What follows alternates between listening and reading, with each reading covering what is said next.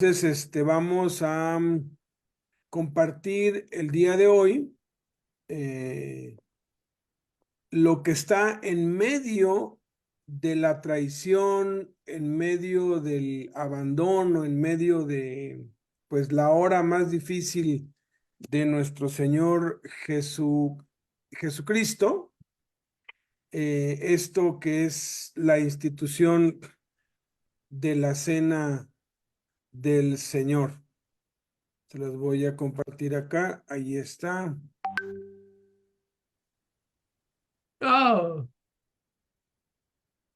Ahí estamos. ¿Ya llegó Rob? No, no. Bueno, vamos a estar pendientes de en el momento que entre para darle el paso, ¿no? Entonces estamos, pues, eh, con esta serie, aprendiendo a Cristo conforme a la verdad que está en Jesús.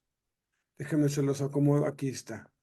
Ahí está. Y vamos a considerar hoy la cena del Señor, que esto sucede el miércoles al anochecer, que para nosotros es miércoles a las 6 o 7 de la noche.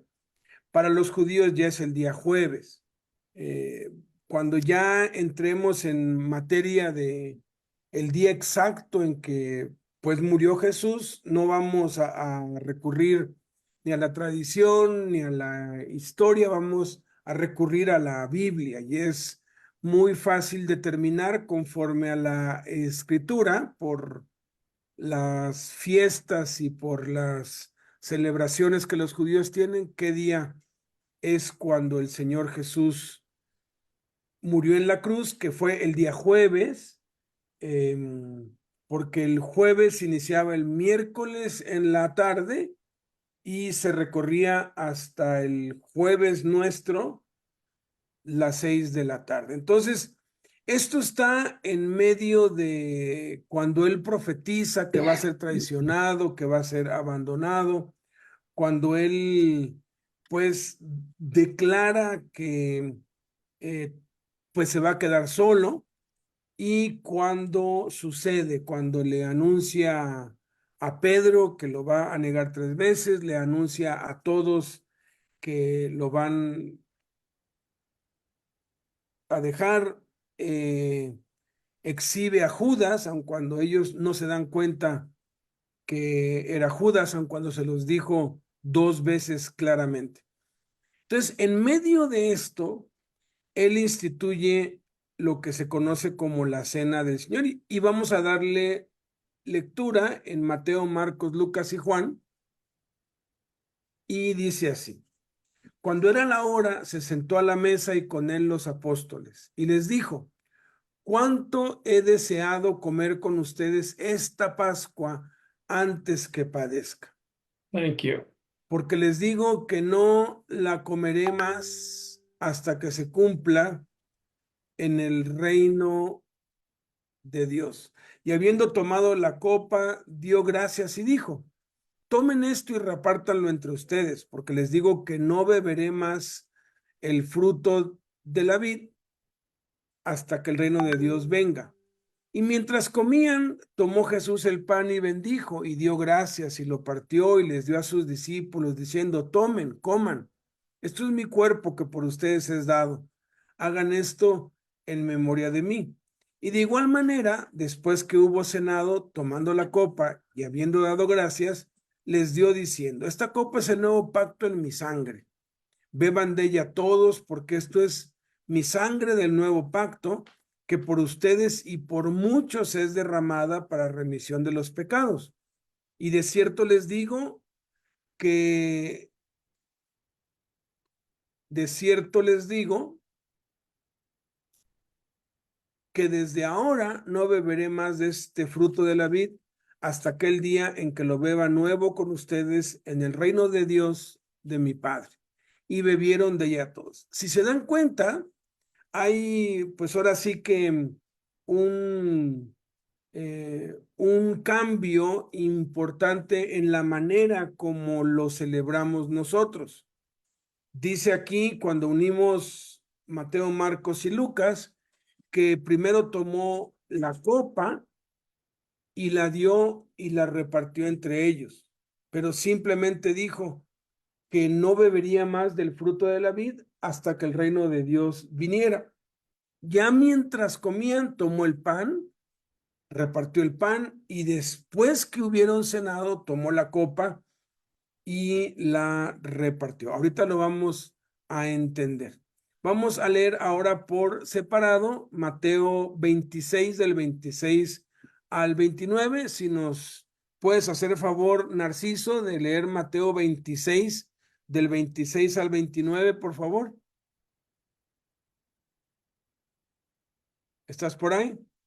Sí, aquí estamos. Adelante. Y mientras comían, todos tomó Jesús el pan y bendijo y dio a sus discípulos y dijo: tomad, comed, esto es mi cuerpo. Y tomando la copa y habiendo dado gracias, diciendo: bebed de ella todos, porque esto es mi sangre por el nuevo pacto, que por muchos es derramado para remisión de los pecados. Y os digo que desde ahora no beberéis este fruto de la vid hasta aquel día en que lo beba nuevamente con vosotros en el reino de mi Padre. Muchas gracias. Si nos puedes apoyar, Crispín, leyendo Marcos 14, del 22 al 25, por favor.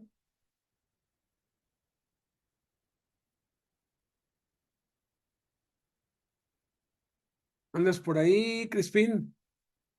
Si puedes, si no, dinos y, y no hay problema.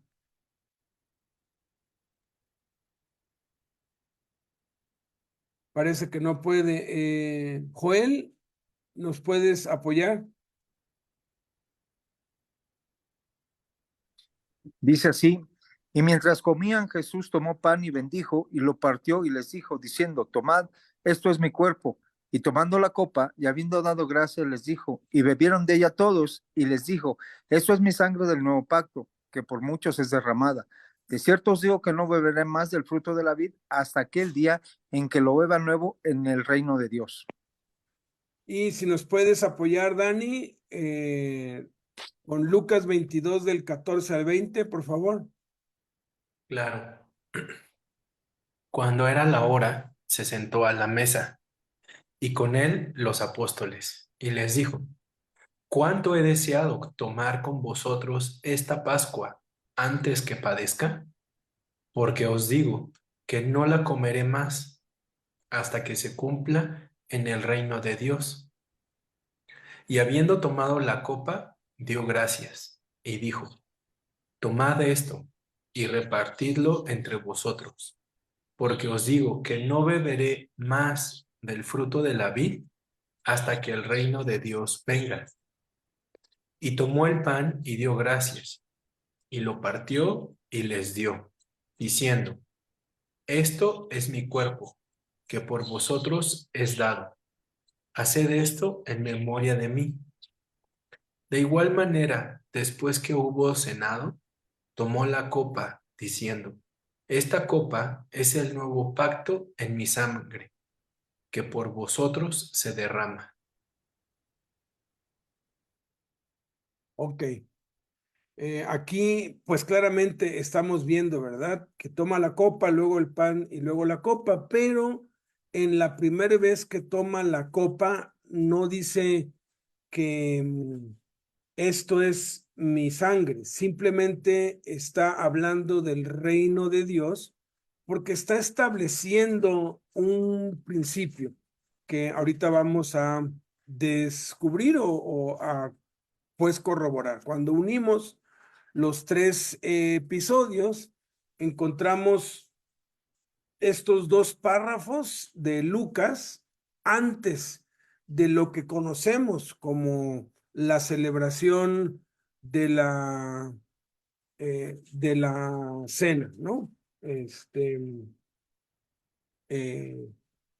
aquí dice que cuando era la hora se sentó a la mesa y con él los apóstoles y les dijo: cuánto he deseado comer con ustedes esta Pascua antes que padezca. O sea, está asegurando que él va a ir a la cruz, que se va a cumplir todo lo que está escrito de él, porque les digo que no la comeré más hasta que se cumpla en el reino de Dios. Aquí está hablando de comer y está hablando de la Pascua.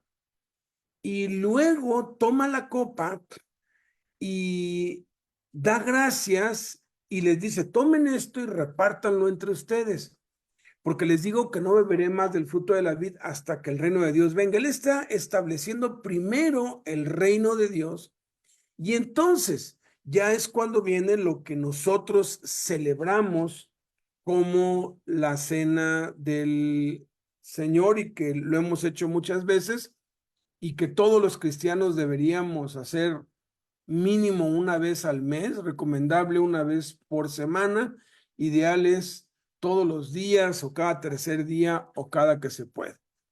Y aquí hay algunas palabras claves que se repiten en Mateo, Marcos y Lucas: tomar el pan, partirlo, darlo, diciendo: esto es mi cuerpo; tomando la copa, diciendo que por ustedes es derramada. Y conocemos esto porque lo hemos practicado, pero cuando lo unimos podemos tener una perspectiva, una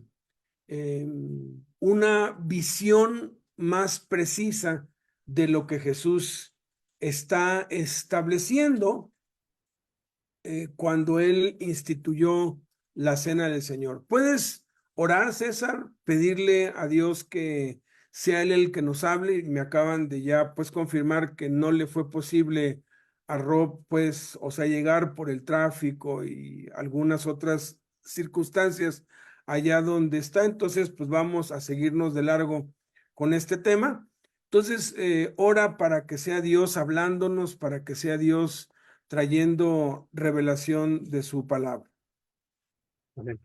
Padre, te damos muchísimas gracias en el nombre de Jesús en esta tarde por la bendición que nos da, Señor, de poder congregarnos en tu nombre. Gracias, Señor Jesús, porque podemos estar expuestos a tu palabra, Señor. Podemos escuchar tu palabra, que es espíritu y es vida, Padre. Y Padre, pues hoy usa la vida de Alberto, Señor Jesús, para hablar, Señor Jesús, lo que tú quieres que hable, Señor. Pon palabras en su boca que sean inspiradas por tu Espíritu Santo y prepara nuestros corazones, Señor Jesús. Abre nuestros oídos espirituales, prepara nuestro corazón, que estemos con la actitud correcta de escuchar tu voz, de oír tu palabra, guardarla en nuestro corazón y ponerla en práctica, Señor Jesús. Gracias por este tiempo. Gracias por todos los que ya están conectados en las redes sociales, en Facebook, en YouTube, en Zoom. Toca, Señor, la vida de cada uno de nosotros a través de tu palabra, porque es espíritu y es vida, Señor. Te damos muchas gracias en el nombre de Jesucristo. Amén. Amén. Muchas gracias, César. Pues bueno, ¿qué aprendemos a Cristo? Y es hermoso cuando ponemos la palabra de Dios en contexto, ¿verdad? Porque lo primero que aprendemos a Cristo es que la cena del Señor está conectada con la segunda venida de Cristo y con el triunfo de Cristo, ¿no? Porque Jesús está asegurando que la última Pascua se cumplirá en el reino de Dios. ¿Cuál es esa última Pascua? ¿Cómo es que se cumplirá? Bueno, esa última Pascua es lo que conocemos en el Apocalipsis como la cena de bodas del Cordero. Y esa cena de bodas del Cordero establece que la segunda venida de Cristo y el triunfo final sobre Satanás es una realidad inevitable. Jesús estaba en el tiempo, en el espacio, en un lugar físico, terrenal, histórico, en esta tierra, en esta vida, ocupando tiempo y espacio. Y ese día, dice, cuando era la hora, por eso está refiriendo el tiempo, porque no es un suceso simbólico, no es un suceso inventado, no es algo de pues filosofía, de reflexión ni nada, es una cuestión en el tiempo y el espacio, el mismo que nosotros estamos viviendo hoy, el mismo sol, la misma luna, el mismo aire que respiramos nosotros es el mismo que respiraban ellos. De hecho, es el mismo que se respira en cualquier rincón del mundo, porque todos estamos bajo el mismo cielo. Y dice, se sentó a la mesa y con él los apóstoles. Estaba con los 12, Judas estaba ahí. Y les dijo, ¿cuánto he deseado comer con ustedes esta Pascua antes que padezca? Él ya había celebrado 3 Pascuas anteriormente con ellos. De hecho, hemos estado analizando la vida de Cristo de una Pascua hacia otra, cómo de una Pascua hacia otra fueron habiendo cambios drásticos, tanto en la forma como Jesús hacía las cosas, como la forma en cómo lo percibían, ¿no? Pasó de ser el hombre más popular de todo Israel, el hombre más deseado, el posible Mesías que estaban esperando todos los judíos, a convertirse en el hombre más odiado, más repudiado de todo el país y terminar siendo el enemigo público número 1, el hombre más buscado, el hombre más perseguido, hasta que finalmente el tiempo se cumplió y por designio de Dios, él se entregó para ser sacrificado. La Pascua la usó como un referente. La Pascua lo explicamos ya en enseñanzas pasadas, no voy a explicarlo ampliamente, pero significa liberación por medio de la sangre. El pueblo de Israel fue por medio de sacrificar un cordero, de tomar esa sangre y colocarla en los postes de las puertas de sus casas, que fueron librados del ángel destructor que pasó casa por casa en la noche en todo Egipto, matando al primogénito de cada casa. Y cuando veía la sangre, pasaba por encima. O sea, está él refiriendo que así como fueron librados de una destrucción inevitable, así nosotros, a través de esta Pascua, a través de esta cena, a través de esto que va a instituir, vamos a ser librados. Y la liberación que Jesús nos da es en 3 planos. Es una liberación pasada, una liberación presente y una liberación futura. Es la liberación pasada de nuestros pecados, como vamos a ver al final de las cosas que aprendemos a Cristo. Tiene que ver con todas aquellas culpas y aquellas consecuencias y aquellas cosas que hicimos antes de conocer a Cristo, o aún conociendo a Cristo, pero que le hemos fallado, aquellas cosas que mereceríamos tener. Fuimos librados de todos nuestros pecados pasados. Estamos hoy siendo librados de la maldad presente, porque así como Jesús fue hostigado, acosado, perseguido, tú y yo estamos siendo acosados, hostigados y perseguidos todos los días. Todos los días hay atentados en contra nuestra que nos pueden producir la muerte, Y cuando explicábamos de la muerte, no necesariamente que nos vamos a caer al suelo y vamos a expirar y que va a haber un velorio y un entierro, no. La muerte como originalmente, como al principio Dios le dijo a Adán, el día que peques, el día que desobedezcas, ciertamente morirás. Lo más terrible es que Adán ni se dio cuenta cuando ya estaba muerto, como cuando Sansón falló a su pacto con Dios, ni cuenta se dio que su fuerza ya lo había dejado. Muchos caemos en esta muerte espiritual por la maldad presente, pero Jesús nos ha dado un recurso en el cual, como vamos a ver dentro de un rato, tenemos que echar mano para mantenernos fuertes y poder resistir en el día malo y poder perseverar. Ya nos ha dado las armas, ya nos ha dicho cómo pelear, ya nos ha mandado que nos preparemos para la batalla. Y entonces les dice, esta es la última, o sea, después de esto yo voy a morir. Y entonces dice, porque les digo que no la comeré más, está hablando de comer la Pascua hasta que se cumpla en el reino de Dios. Y eso se va a cumplir en la cena de bodas del Cordero, que va a ser lo que los eruditos y los estudiosos llaman la última Pascua, porque después de esto pues ya no va a haber más, porque ya va a ser la eternidad en la nueva Jerusalén. Entonces, si está hablando que Él lo va a hacer en el tiempo y espacio en el cual está, porque dice, no la comeré más hasta que, o sea, la voy a volver a comer hasta que esta Pascua se cumpla en el reino de Dios.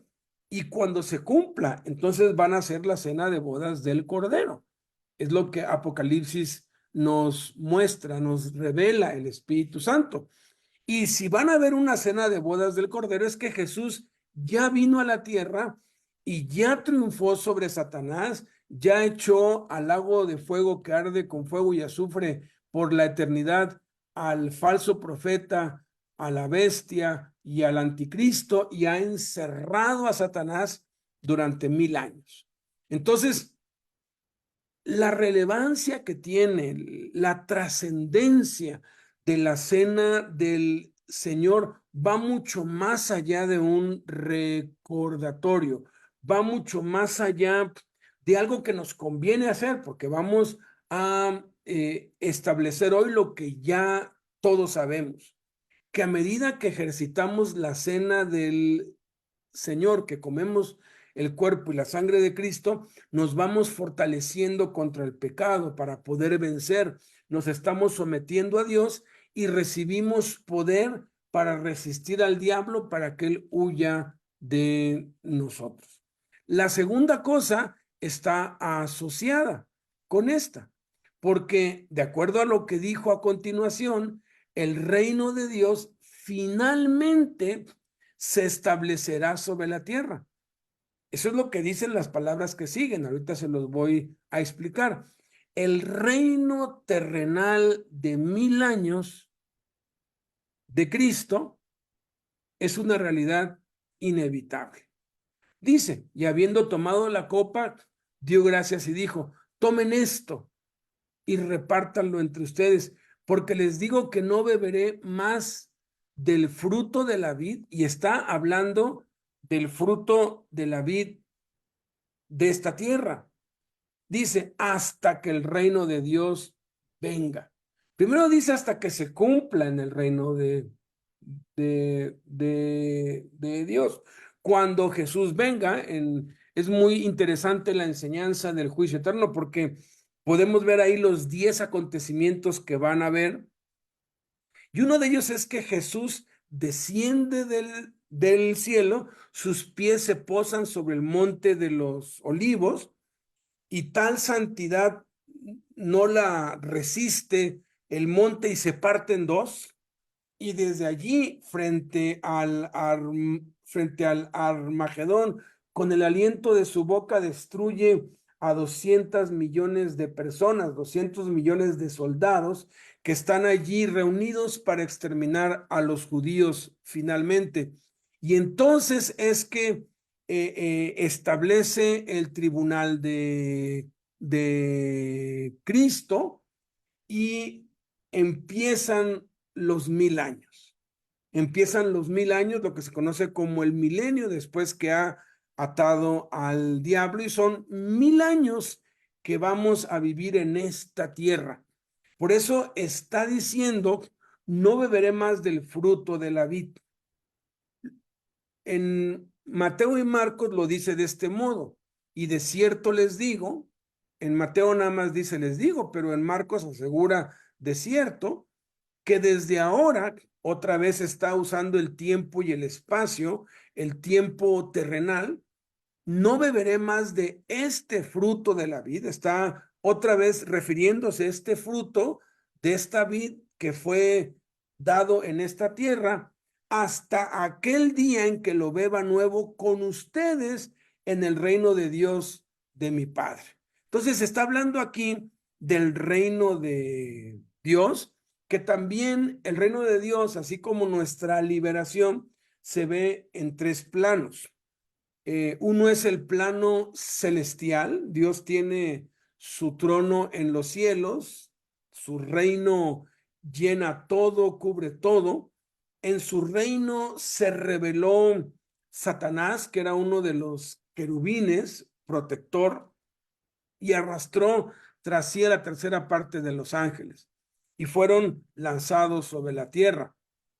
Durante miles de años reinó la maldad, sigue reinando la maldad en el mundo, pero solamente había un pueblo que tenía un pacto con Dios. Entonces viene Cristo, establece el pacto y son incluidos todas las naciones y todas las gentes del mundo. Y Jesús dice, el reino de Dios está entre ustedes. Es el reino de Dios en la tierra de una manera espiritual. Y la tercera forma o el tercer aspecto del reino de Dios es el reino de Dios eterno y futuro, ya el que va a pues gobernar por la eternidad, por los siglos de los siglos, en la nueva Jerusalén, en el nuevo cielo, la nueva tierra. Mientras tanto, nosotros estamos ahorita en el reino de Dios de una manera espiritual, pero ese reino de Dios que ahora estamos experimentando se va a hacer visible en este planeta Tierra. La Escritura asegura, y hay muchas citas que demuestran esto, que va a llover fuego del cielo.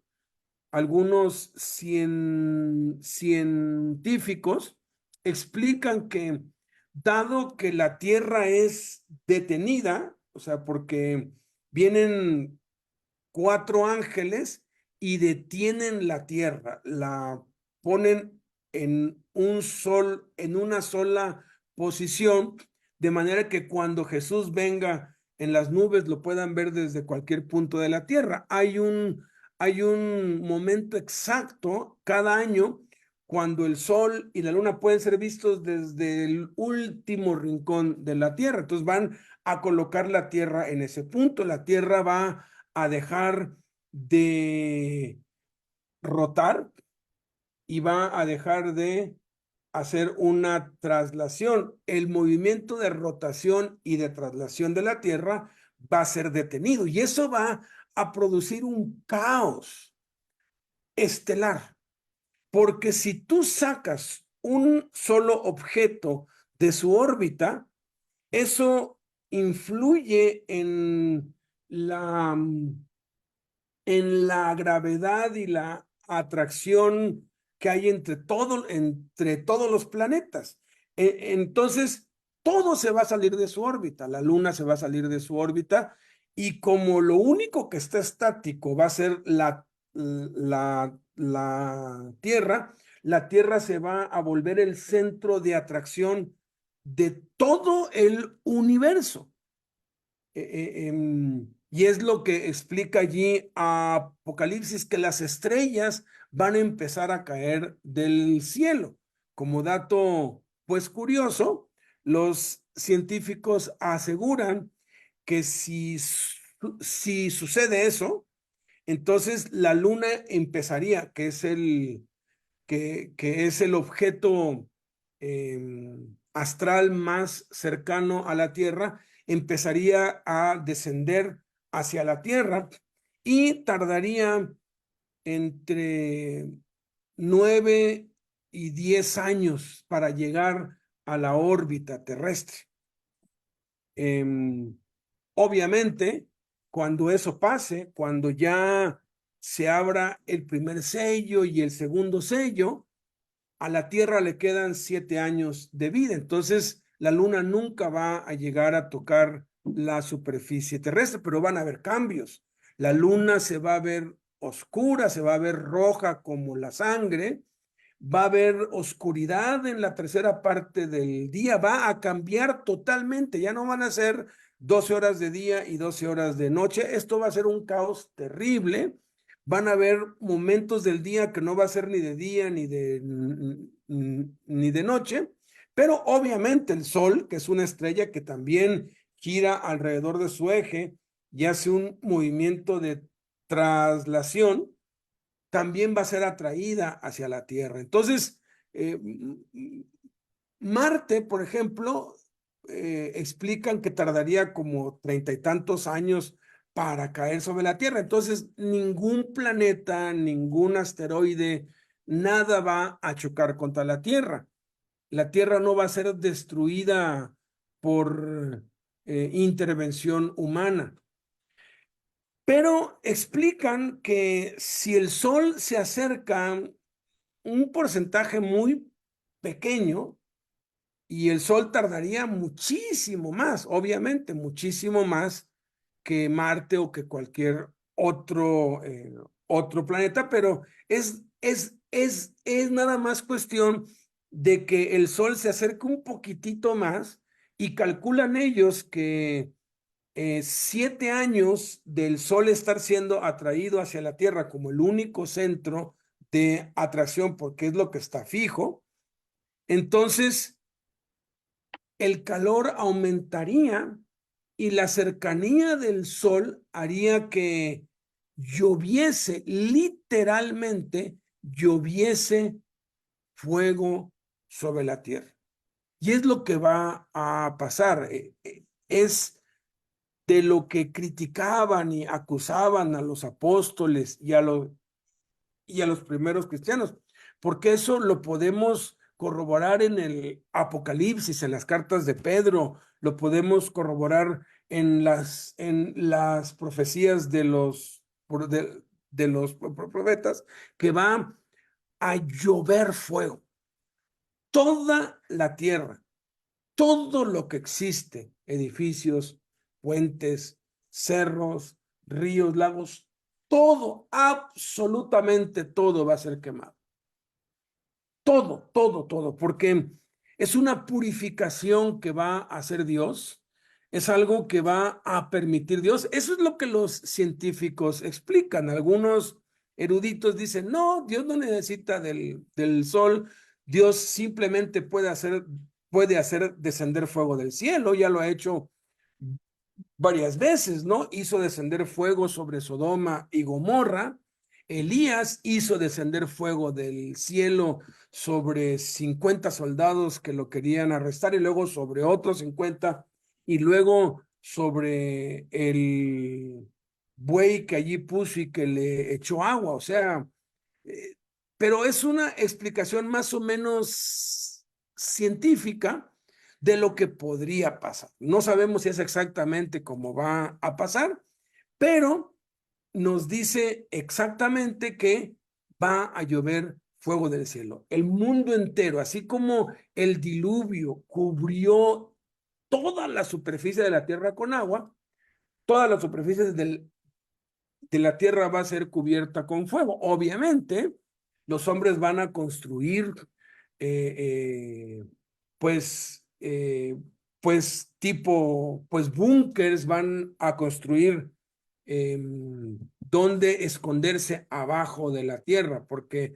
ahí dice que van a clamar a los montes, cúbranos, porque van a desaparecer los montes, las islas. El punto es que todo va a quedar destruido para que nosotros lo reconstruyamos.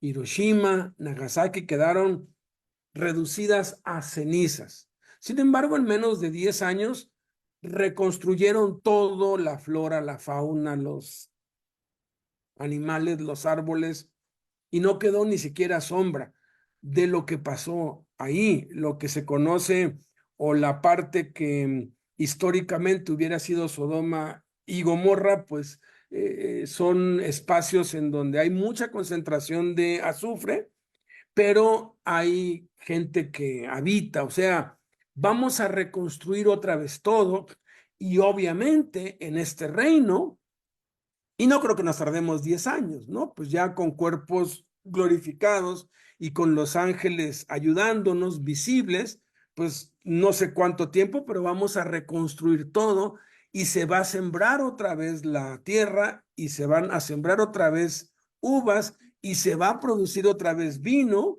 y Jesús va a beber vino con nosotros en el reino de Dios aquí en esta tierra durante esos 1000 años. Y eso es emocionante porque es muy difícil imaginar la nueva Jerusalén, es muy difícil imaginar la vida en la eternidad, pero para mí sí es muy fácil imaginar la vida en esta tierra y nosotros teniendo los superpoderes que tenía Jesús, porque pues Jesús atravesaba paredes, se aparecía, se desaparecía, se trasladaba al instante de un lugar para otro, ya con su cuerpo glorificado. Nuestros cuerpos van a ser como el de Él. Si vamos a ser como los ángeles, vamos a poder volar. Eso va a ser emocionantísimo. O sea, estar en este planeta Tierra, porque Dios tiene que demostrarle a la raza humana, a Satanás y a todos los seres que ha creado Dios, que su plan original, cuando creó a Adán y a Eva, finalmente se va a cumplir. Y entonces Jesús va a reinar durante 1000 años.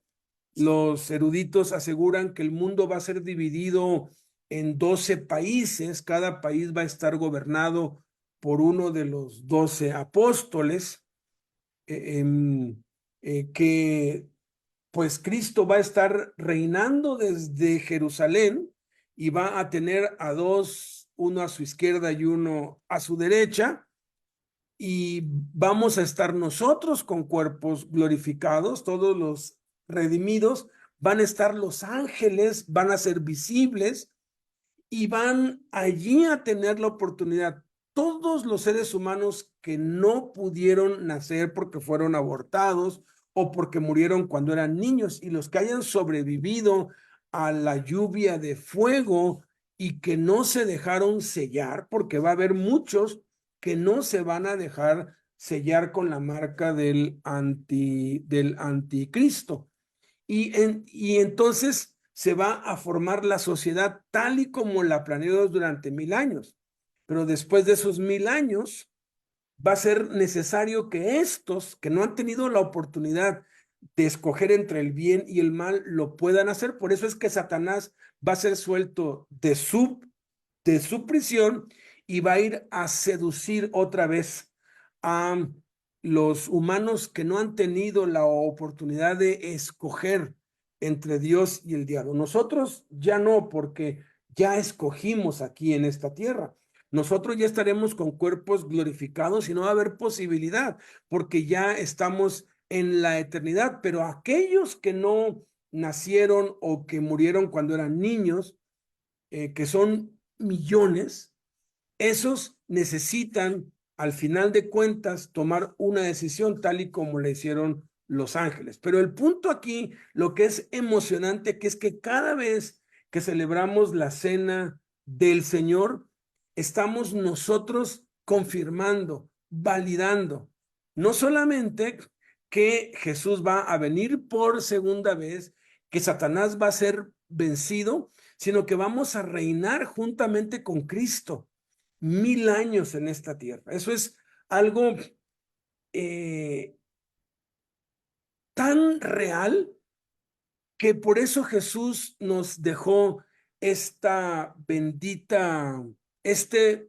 bendito sacramento, le llaman, ¿verdad? Sacramento quiere decir mandamiento santo, porque comemos un pan físico, bebemos un jugo o un vino que se llama físico, y eso lo que experimentamos con nuestros 5 sentidos que masticamos, que pues vemos que es real, que es tangible, que es físico, nos muestra que la segunda venida de Cristo va a ser tangible, real, física, visible, y el reino de 1000 años va a ser tangible, real, físico y visible. No son fantasías, no son alegorías, no son pues parábolas, son hechos históricos que van a ocurrir. Esto nos lleva entonces a los 5 propósitos del reino de Dios alrededor del único motivo. Ya que es una realidad inevitable, la segunda venida de Cristo, la derrota del diablo, la cena de bodas del Cordero, el establecimiento de los 1000 años en esta tierra de su reino, entonces debemos nosotros vivir para ese reino y para ese futuro en este presente. Y hay 5 propósitos que aquí, pues Jesús expone cuando instituye la cena del Señor. Dice, y mientras comían, tomó Jesús el pan y bendijo y dio gracias y lo partió y les dio a sus discípulos diciendo, tomen, coman. Esto es mi cuerpo que por ustedes es dado, hagan esto en memoria de mí. Es interesante que Lucas es el único que hace referencia en memoria de mí. Eso establece el único motivo. El único motivo es Jesús. Dice, hagan esto en memoria de mí. No dice en memoria de Dios, no dice en memoria de la Biblia, no habla en memoria de la iglesia o de los mártires, dice en memoria de mí. Jesús dijo en Juan capítulo 15, todo pámpano que en mí no lleva fruto lo quitará, porque podemos llevar fruto sin Cristo. Dice, todo pámpano que en mí no lleva fruto, porque tú puedes llevar fruto, pero si no lo llevas en Cristo es una obra muerta, no te sirve de nada. Si algo hacemos, si algo logramos, si algo sacrificamos, tiene que ser en Jesús, por Jesús y para Jesús. Él debe ser no un motivo, sino el único motivo. Todo lo que hacemos o dejamos de hacer tiene que ser por causa de Él y nada más por su causa. No debe ser por ninguna otra razón más que Él. Hay muchos que sirven a Dios por interés. Pablo ya lo dijo, ¿verdad? Algunos predican a Cristo por envidia, otros por ganancia deshonesta, otros por interés, otros por añadir aflicción a mis prisiones, dijo. Hay otros que sirven a Cristo por culpa o por vanagloria o porque esperan recompensas de parte de Dios, y todo eso no sirve de nada. Primero de Corintios 13 nos dice claramente que hay 8 cosas que podemos hacer, que si no las hacemos por amor a Cristo, porque el amor tiene que ser a Cristo, porque ni siquiera, escuchen, ni siquiera el amor a su nombre o a su causa es válido a los ojos de Dios. ¿Se acuerdan de la iglesia de Éfeso? ¿Cómo les dice Jesús? Yo conozco tus obras y tu arduo trabajo y tu paciencia, y que has sufrido por amor de mi nombre, y que no has desmayado, y que has probado a los que se dicen ser apóstoles y no lo son, y los has hallado mentirosos, ¿no? La iglesia perfecta, ¿no? La iglesia perfecta. Amaban la obra de Dios, amaban el nombre de Cristo, pero estaban haciendo obras muertas. Por eso es que se nos insta a que nos arrepintamos de nuestras obras muertas. ¿Qué es una obra muerta? Es cualquier buena obra, porque es una obra, cualquier buena obra que no se hace por Jesús, en Jesús y para Jesús. Por eso les dice Jesús a los de Éfeso, pero tengo algo contra ti, que has dejado tu primer amor. Por tanto, arrepiéntete de donde has caído. La iglesia de Éfeso, aunque por fuera era perfecta, estaba caída, estaba en pecado. ¿Por qué? Porque todo lo que hacían no lo hacían por el único motivo. Estos 5 propósitos los podemos hacer, pero si no los hacemos en Jesús, por Jesús y para Jesús, no nos van a servir de nada. Los 5 propósitos, pues son los que ya conocemos y pues déjenme, lo dejo aquí con el único motivo, ¿no?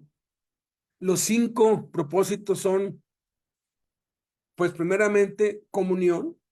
Dice, mientras comían, esto habla de compañerismo, de convivencia. Jesús nos dejó ese ejemplo, le encantaba comer, se invitaba a comer, estaba pues comiendo con los publicanos y con las prostitutas, lo acusaban, ¿verdad? Ese es un comilón, ¿no? Los primeros cristianos dice que comían juntos con alegría y con sencillez de corazón. Eso es el compañerismo, la convivencia, el congregarnos, pues. ¿Por qué te congregas? ¿Por qué te reúnes con otros? ¿Por qué estás aquí? Si estás aquí para escucharme a mí, no te va a servir de nada. No importa quién hable, no importa a quién le toque dar la palabra. No importa, eso es irrelevante. Si yo me voy a congregar, es porque quiero aprender a Cristo. Porque Pablo les dice a los de Éfeso, ustedes no han aprendido así a Cristo.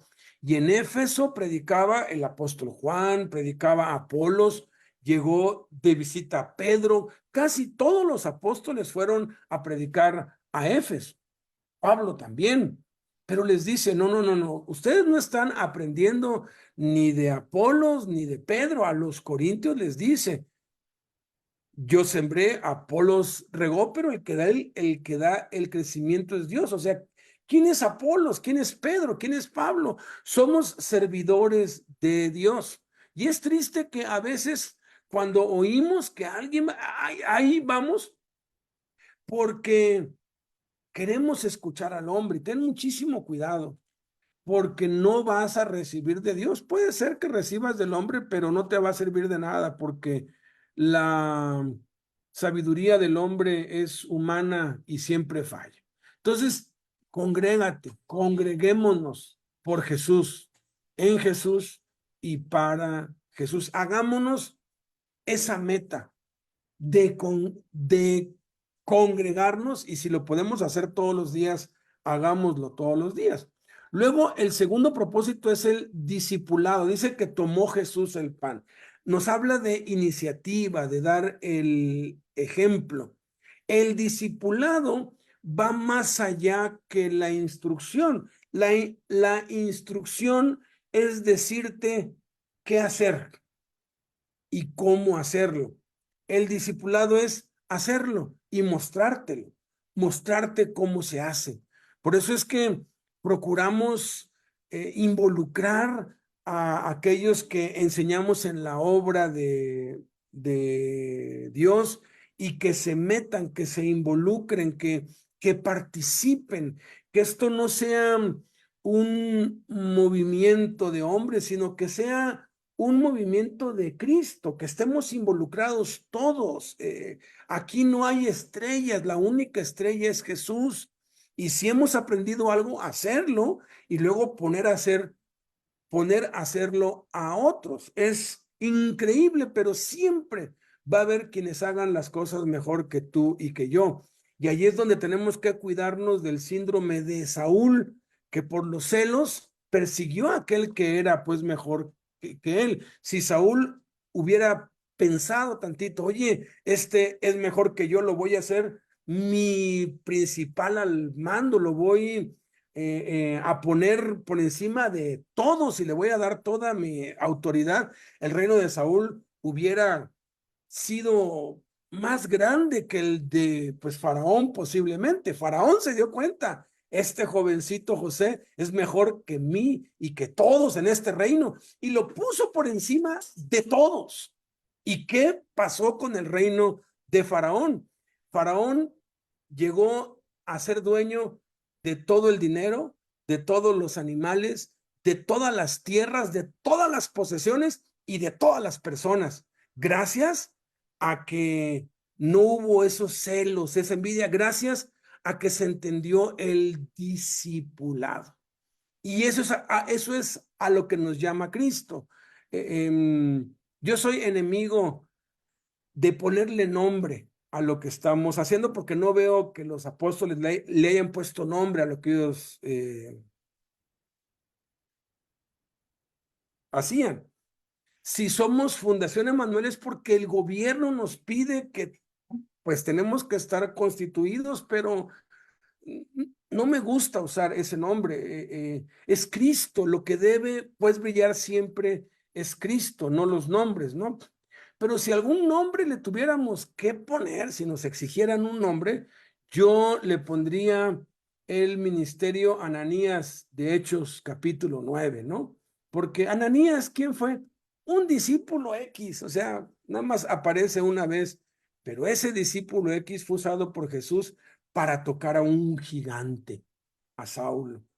Y yo me considero un Ananías de Hechos 9, que he sido llamado a las cárceles a tocar a los gigantes que están cambiando el mundo y que lo van a cambiar. Porque los gigantes están ahí, solamente hay que ir y despertarlos, solamente hay que ir y hablarles para que entonces se levanten y como equipo podamos glorificar juntamente a Cristo y ser ejemplo, ¿no? Luego, el tercero es adoración. Aquí dice que pues Jesús pues bendijo, Jesús dio gracias. Son dos cosas que tienen que ver con adorar, con bendecir. Bendijo a Dios, dio gracias a Dios, la importancia de adorar a Dios, de practicar la adoración como un estilo de vida. Luego el cuarto propósito, el ministerio, dice que partió el pan, se lo pudo haber quedado él todo, pero dice que lo partió y dice que les dio. Esto tiene que ver con el compartir, con el dar, con la generosidad. Nosotros tenemos que hacerlo, tenemos que compartir lo que recibimos con otros, empezando con la familia, porque hay que tener muchísimo cuidado. Hay quienes son muy generosos con la gente de afuera, pero tienen a su familia padeciendo hambre. No, no, no, no. Primero son los de los de la casa, la esposa y los hijos, y ya que Dios me ha dado para suplir sus necesidades, me va a ir aumentando más para que yo pueda ayudar a suplir las necesidades de otros. Y ahí es donde entra ayudar a los presos, a los huérfanos, a los enfermos, a los migrantes, niños en la calle. Y siempre, siempre Dios nos va a dar. Y por último, evangelismo. Eso está cuando dice, eso está en donde dice diciendo, tomen, o sea, los está desafiando, los está involucrando, los está haciendo partícipes. Evangelismo que es, mira, Cristo te ama, recibe a Cristo, únete a la causa de Cristo, sigue a Cristo, así como lo estoy haciendo yo. Lo que estoy haciendo yo, hazlo tú. Evangelismo, comunión, discipulado, adoración, ministerio, evangelismo. Quien no ha leído aún el libro Una vida con propósito, la verdad, se ha perdido de una joya de la literatura de estos tiempos. La verdad es algo hermoso, precioso. Se los recomiendo muchísimo. Yo les voy a poner ahorita, en cuanto acabe en el chat, yo hice un blog en donde aparece el audio y el texto de cada día, 40 días. Mira, si tú nunca lo has leído, te lo recomiendo. Si ya lo leíste, híjoles, vale la pena leerlo varias veces. Obviamente, después de leer la Biblia, por supuesto. Te animo mucho a que te unas al plan 70, a que leas la Biblia ayudado por otros y que luego se haga un hábito en tu vida. Cuarta cosa que aprendemos a Cristo es que el nuevo pacto es una realidad desde el sacrificio de Cristo por nosotros como el Cordero de Dios. La Pascua la tomó Jesús como referencia. Y en esta Pascua, Él estableció el nuevo pacto que ya estaba profetizado. Dice, y de igual manera, después que hubo cenado, porque pues toma el pan, lo parte, lo reparte entre todos y luego cenan. ¿Qué es lo que cenan? El cordero. Cenan, comen rico. Ya cuando acaban, toma la copa. Dice, y habiendo dado gracias, les dio diciendo, esta copa es el nuevo pacto en mi sangre. Beban de ello todos, porque esto es mi sangre del nuevo pacto, que por ustedes y que por muchos es derramada para remisión de los pecados. Está hablando del cordero que es sacrificado, no solamente para nuestra liberación, porque los judíos, el pueblo de Dios, siguieron practicando la Pascua por pacto perpetuo, dice. O sea, lo siguieron haciendo el resto de sus vidas durante siglos y hasta el día de hoy lo siguen haciendo. Que es en donde sacrifican un cordero para la expiación de sus pecados. Pero aquí el Cordero de Dios ya vino, que es Jesús, y estableció el nuevo pacto. El nuevo pacto está referido en Hebreos 8, del 10 al 12, que es literalmente una repetición de Jeremías 31, del 31 al 34. Por lo cual, este es el pacto que haré con la casa de Israel después de aquellos días, dice el Señor. Y hay 7 cosas que Dios ya hizo cuando Jesús murió en la cruz. Cuando Jesús murió en la cruz, estas 7 cosas ya fueron consumadas, ya fueron hechas. Son cosas del pasado que tenemos nosotros que disfrutar hoy en el presente y que debemos hacer nuestras, porque es lo que implica el nuevo pacto y es lo que estamos reafirmando cada vez que celebramos la cena. Dice, pondré mis leyes en la mente de ellos. Aquí está la primer cosa. Entonces, la palabra de Dios, dice, sus leyes ya están puestas en nuestra mente. Y luego dice, y sobre su corazón las escribiré. Por eso es que en el nuevo pacto ya no se nos ordena amar a Dios. No hay ningún versículo en el Nuevo Testamento en donde se mande a los discípulos amen a Dios. Jesús dio 260 mandamientos. Ninguno de ellos dice ama a Dios. El Espíritu Santo dio 300 mandamientos y ninguno de ellos dice ama a Dios. ¿Por qué? Porque eso ya está en nuestra mente y está en nuestro corazón. El problema es que aun cuando lo tenemos en nuestra mente y en nuestro corazón, necesitamos, por decirlo así, activarlo, refrescarlo.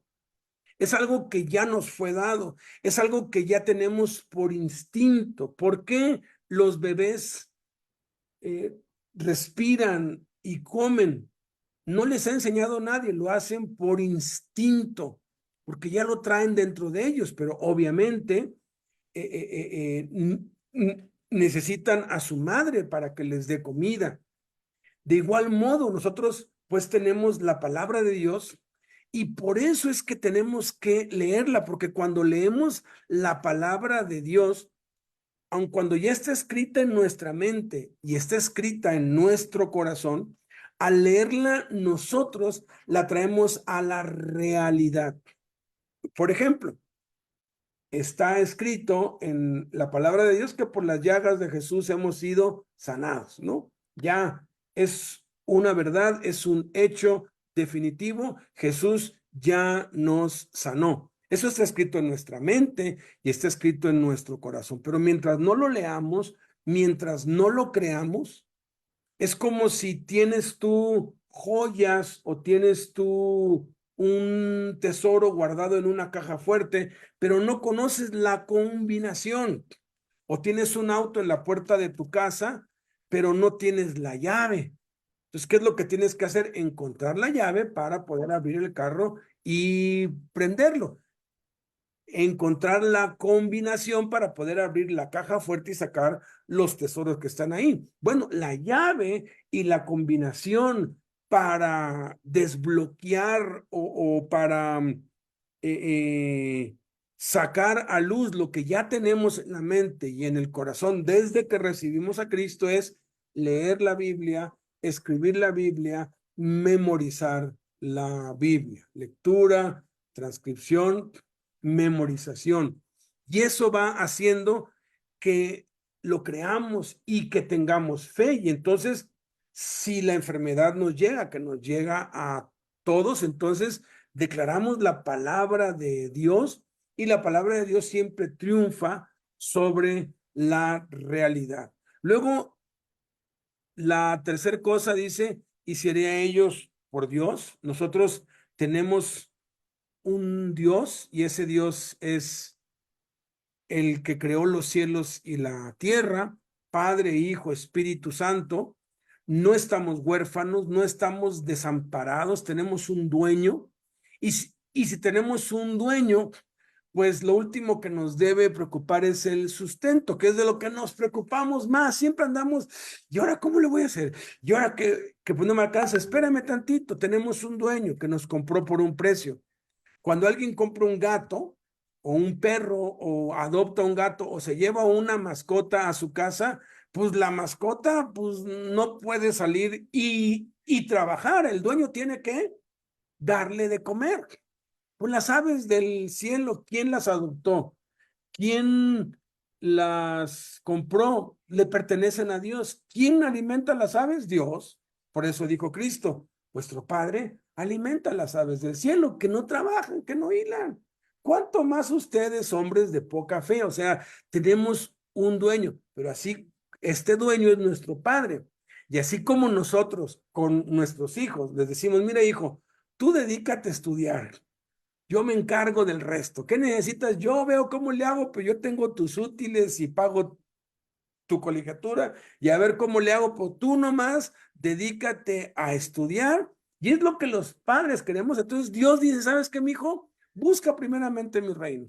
Tú ocúpate de lo mío, yo me voy a ocupar de lo tuyo. Y luego dice, y ellos me serán a mí por pueblo. Esta es la cuarta cosa del nuevo pacto. Nosotros somos su pueblo, entonces tenemos que vivir conforme a sus leyes, conforme a sus normas. Nosotros tenemos un dueño, un amo, un rey, un presidente por encima de cualquier presidente terrenal. Y si nosotros vivimos conforme a los estatutos de nuestro rey, de nuestro presidente, de nuestro gobernante, que es Dios, que es Cristo, en cualquier gobierno del mundo vamos a ser ciudadanos ejemplares. Claro, algunos gobiernos persiguen la fe en Cristo y ahí es donde entra la persecución y muchos de nuestros hermanos, millones, viven clandestinamente porque siguen alabando a Dios a pesar de todas las prohibiciones que hay. Y luego, esto es increíble, increíble. Y quisiera pues ponerlo en grande porque es lo que menos se entiende. Y ninguno enseñará a su prójimo, ni ninguno a su hermano, diciendo, conoce al Señor, porque todos me conocerán, desde el menor hasta el mayor de ellos. Entonces, ¿qué hago yo aquí? ¿Qué hago yo aquí enseñando? Si ya en el nuevo pacto dice que ninguno enseñará a su prójimo, porque todos me conocerán desde el menor hasta el mayor de ellos, pues bueno, si no entendemos esto, entonces vamos a tener en los hombres a nuestros dioses. Vamos a tener en los seres humanos a nuestros guías. Vamos a estar como los de Corintio. Yo soy de Pablo, yo soy de Pedro, yo soy de Apolos.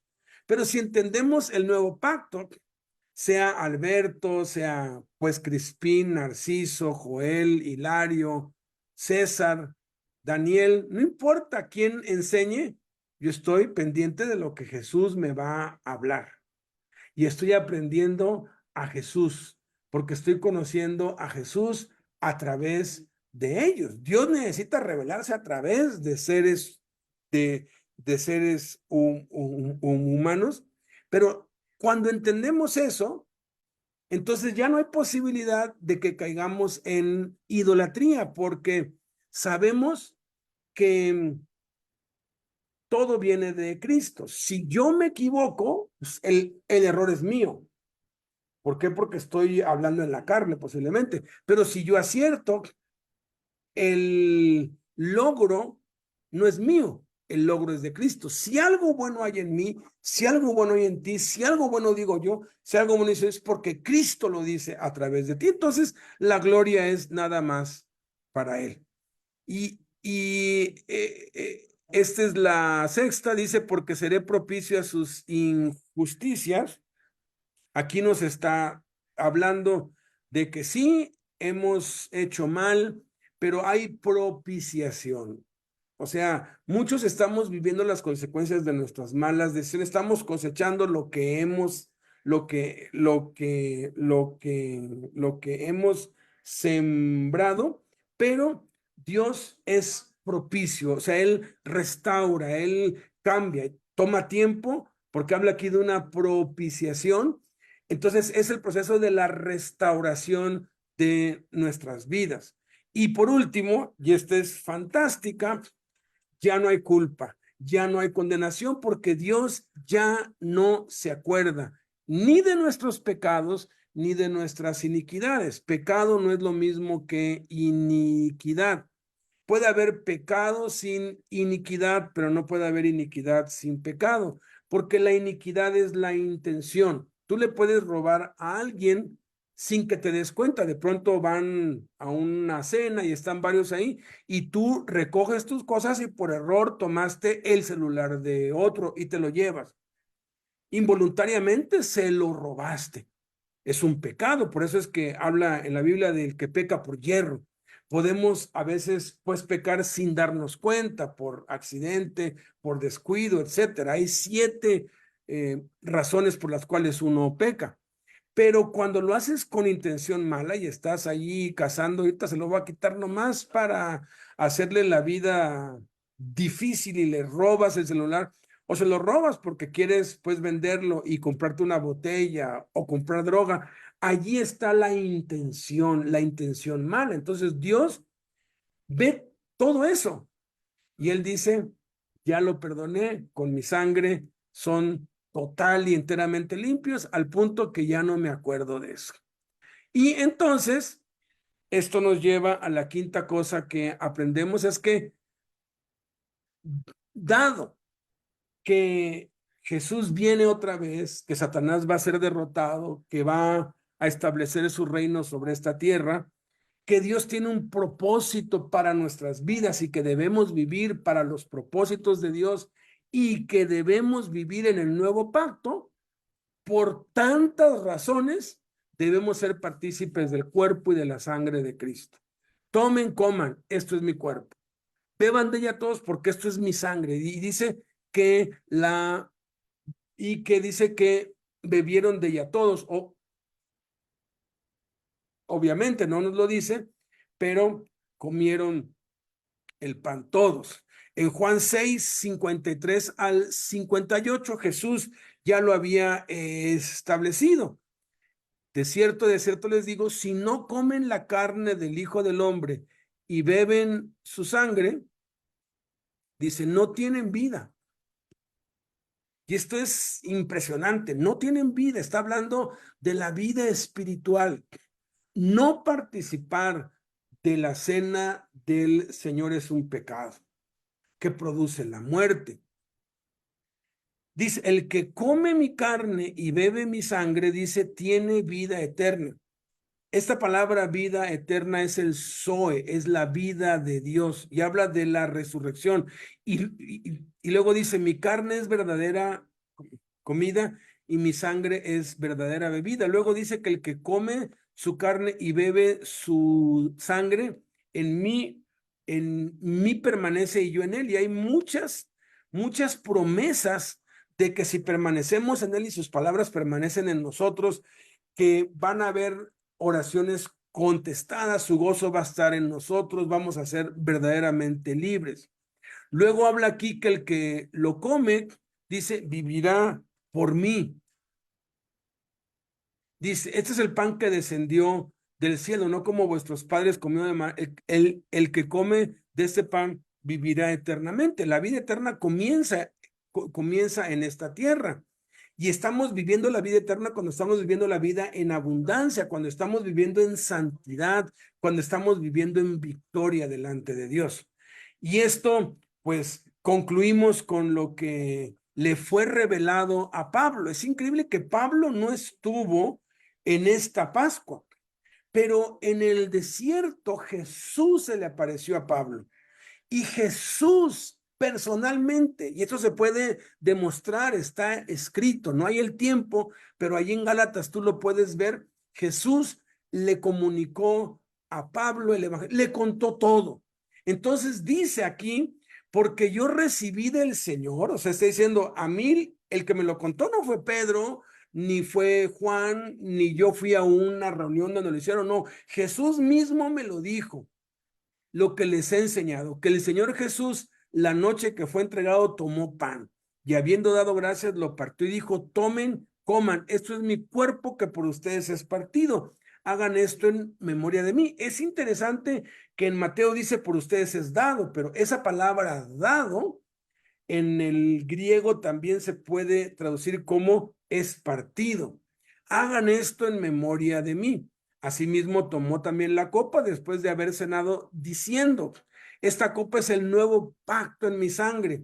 Hagan esto todas las veces que la bebieren en memoria de mí. Y entonces dice, concluyendo con lo que está escrito en Lucas, que se refería a la segunda venida de Cristo y al reino eterno de Cristo, así pues, todas las veces que comieren este pan y bebieren esta copa, la muerte del Señor anuncian hasta que Él venga. Entonces, esto nos da una comprensión más amplia, una motivación más fuerte para celebrar la cena del Señor y hacerlo más seguidamente. A mí hay quienes me han dicho que estamos locos si lo hacemos diario, que eso no es bíblico. Yo les puedo demostrar que sí es bíblico. Hay quienes me han dicho, no, pero es que es muy peligroso porque si lo haces sin discernir el cuerpo y la sangre de Cristo, te pueden venir enfermedades, te puede venir debilidad, incluso te puedes morir. ¿Ok? Entonces, hazlo como debe ser hecho, ¿no? Muchos no lo hacen porque no quieren comprometerse a la santidad, porque te enfrenta con el pecado y te enfrenta con la realidad de tener que vivir en santidad delante de Él. Entonces, permítame tantito, estoy aquí, les quiero dejar el blog de 40 días con propósito. Aquí está el audio, está el texto, aquí se los pongo, ya se los puse. Es 40 días con propósito.blogspot.com. Ahorita lo pongo por el Facebook y también por el YouTube. De verdad, vale la pena, mucho la pena leer ese libro porque allí expresa, allí expone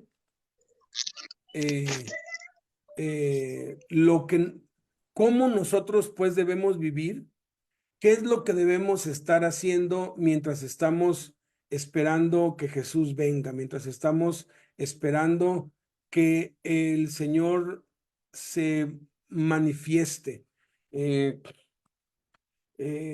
Todo lo que no hacemos para Dios es vano. Todo lo que hacemos para nosotros mismos no sirve. Solamente hay una manera de vivir y esa manera de vivir es vivir para Cristo. Y este libro te expresa en 40 días cómo podemos concentrarnos en vivir para Cristo. Me encantó mucho con lo que acabó Albán hoy en la mañana. Todo lo que no hacemos para Cristo no sirve. La Biblia no nos dice cuál es la mejor carrera o cuál es el mejor oficio o cuál es el mejor deporte. ¿Por qué? Porque eso es irrelevante para Dios. Todo lo que no hacemos para Cristo es inútil. C.S. Lewis dijo que todo lo que no es útil para la eternidad es inútil eternamente, ¿no? No sirve para nada. Entonces, procuremos que toda nuestra vida, sea que pues estemos en una fábrica, que pues trabajemos en un taxi, en una oficina, que seamos meseros, cocineros, misioneros, incluso porque yo siendo misionero y dedicándome de lleno a las cosas de Dios, yo puedo estar en la carne y puedo no estar viviendo para Cristo. Y alguien que trabaja 12 horas en una fábrica puede estar cumpliendo los propósitos de Dios de mejor manera, porque lo que está haciendo lo está haciendo para Cristo, en Cristo y por Cristo. Entonces, les animo a que si ya habías dejado de pues celebrar la cena del Señor frecuentemente, que lo vuelvas a hacer, por lo menos cada semana, cada semana, que no se te olvide, y si lo puedes hacer más veces, cada tercer día o incluso hacerlo diario, sería fantástico. Es una bendición y es lo que de verdad complementa todo lo que hacemos por Cristo para estar fuertes contra el pecado y vivir en santidad. Muchas gracias, César.